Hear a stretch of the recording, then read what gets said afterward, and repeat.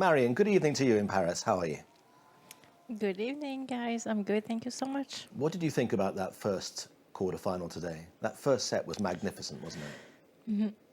Absolutely. It was such a great set of tennis. But, I really thought Coco had it, to be honest. She was on the leading seat.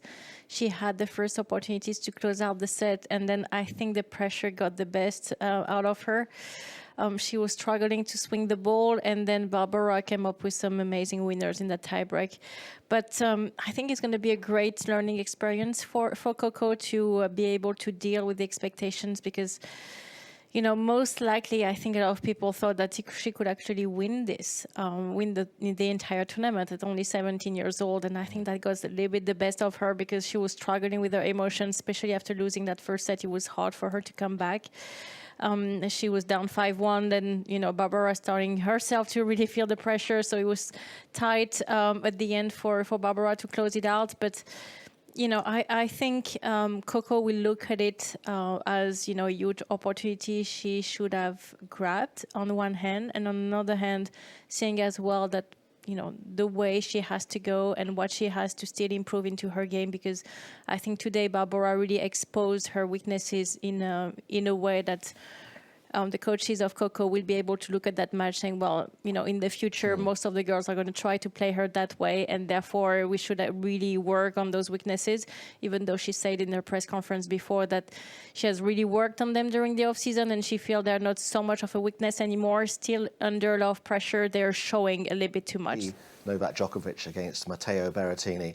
And Marion, apart from the fact that he's 1 foot taller than Diego Schwartzman, are the problems that are facing Berrettini tonight very similar to the ones that faced the Argentine earlier today? In some sort of ways, yes, in regards of the physical aspect of Novak Djokovic's game, that he start to put you on a pace that is so difficult to sustain. We saw it with Musetti, who after 2 sets really couldn't cope with it anymore. But Novak's ball is slightly different. It doesn't jump as much. It's more flat ball. It takes some time away for you and it starts to make you run. So it's different style from Rafa, who is using a lot, obviously, the topspin and the heavy forehand. But for Matteo Berrettini, one of the key element of the match tonight is going to be his serve. Marion, hello, how are you?